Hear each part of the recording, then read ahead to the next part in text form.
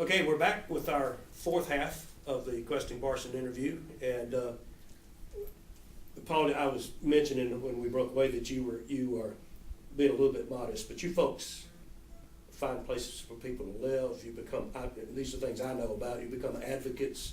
I know you've been advocates with homeless veterans, and I'm trying to picture you beating on the door of the chief of staff of the Veterans Administration Hospital, and I know some of these people probably get their benefits restored and so forth because you they want to get rid of you.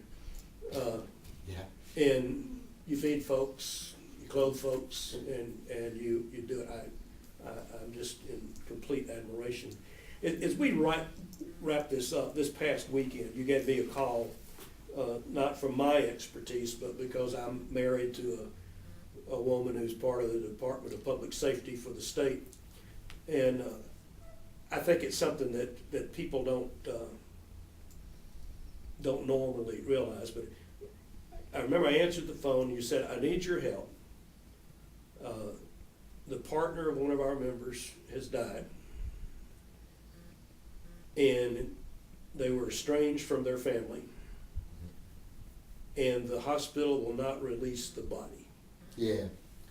And so there began a search to try to find, and you called us because one of the family members was, estranged family members was a retired law enforcement Right. person, and you were trying to see if my wife could track him down.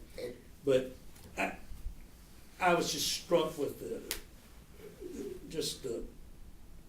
the tragedy of that moment.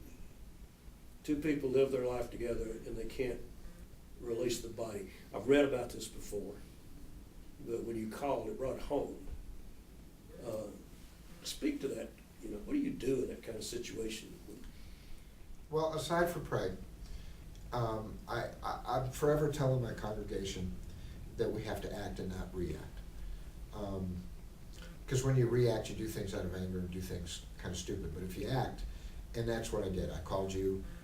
You start to connect the dots. Who do you know? And who's going to listen to you?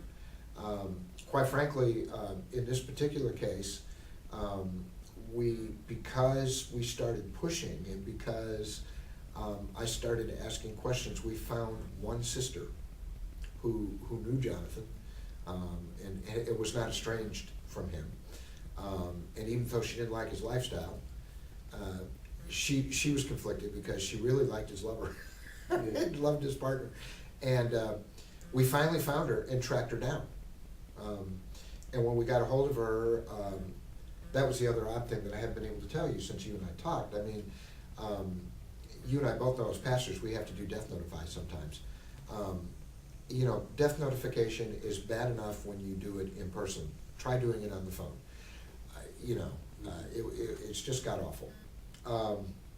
But she was willing to work with the partner. And so the body's been released and everything is copacetic. But here's the problem. How awful is that? I mean, my partner and I have been together 26 years. I don't even need to begin to tell you what will happen to that hospital should something happen to him and they not give him back to me. But the laws. There's a point where moral law and your faith law is higher. I think this is where you get to measure what are you willing to die for? What are you willing to stand up for? And I've learned in ministry that it's those very people that Jesus was talking about. The lepers, the people that are hungry, the people that somehow aren't good enough. And finally, what kind of man would I be if I wouldn't die for my partner? Now see, you went and got me all screwed up. I mean, but seriously, I mean, you can do all the moral rhetoric you want about the church. The church can say, oh, it's going to destroy America and all that kind of crap. But how do I measure myself? If I can't do that simple thing and to love somebody to the point that I'll give them everything that I got. Speak for just a moment to wrap this up. There has to be this horrible conflict, even with you where you are now, where you've got a rewarding, satisfying ministry. And then you get in these kind of situations that you were in as a pastor this past weekend. And you got the church still, I'm trying to put this, most of our standard brand denominations are conflicted, I'll just use that charitable term, are conflicted over the gay issue. Mm-hmm. So, what is the resolution of this? And I ask that simply because you and I have had discussions plenty of times that some of this gay, some of this voting against gay ordination is in the minds of those people not anti-gay. Right. It's not that It's they're saving the striking out church. at a people. Right. It's just not being able to take that step. So, what is going to be the resolution of this?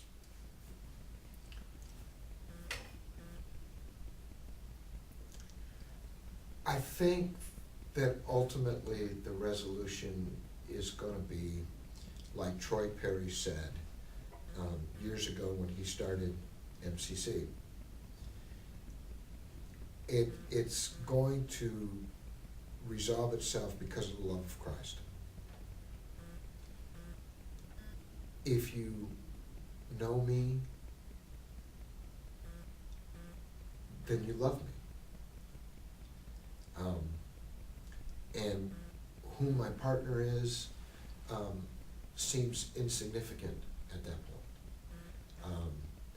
And I think as we've looked at this over the years, as people have become more educated, I mean, we've gone, Guy, from electroshock therapy,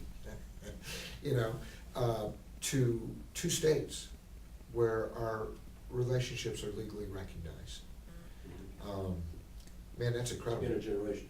Yeah, I didn't think I'd live to see that.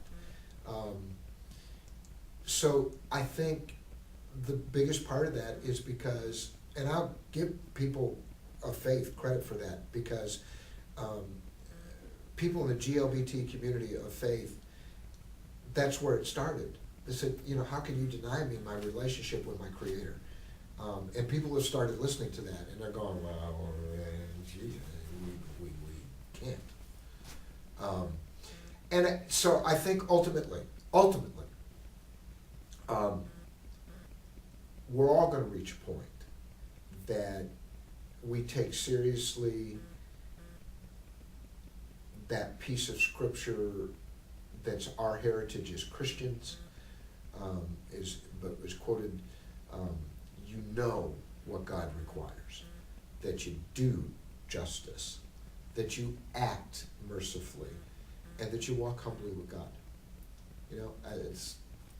When that happens, then I'll finish this way. I had a good friend. We were on a panel, and there was a woman who was really, really concerned about the gay issue.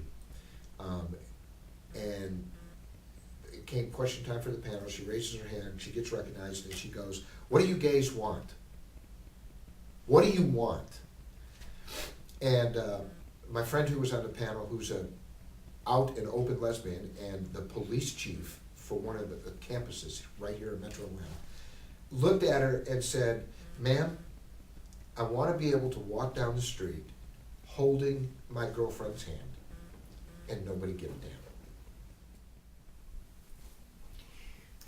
We're going to leave it at that, and we want to thank you, Paul. I want to thank you personally for your witness, the way you stuck to it, and you're one of those rare pastors whom I can say I have seen the lives that your ministry changed, and I thank you for it. Hope you'll come back to the next Questing Parson interview. Watch the site, and you'll find out when it's going to be up. Till then, this is Guy Kemp, the Questing Parson. Grace and peace, and remember, looking for faith is where you'll find it.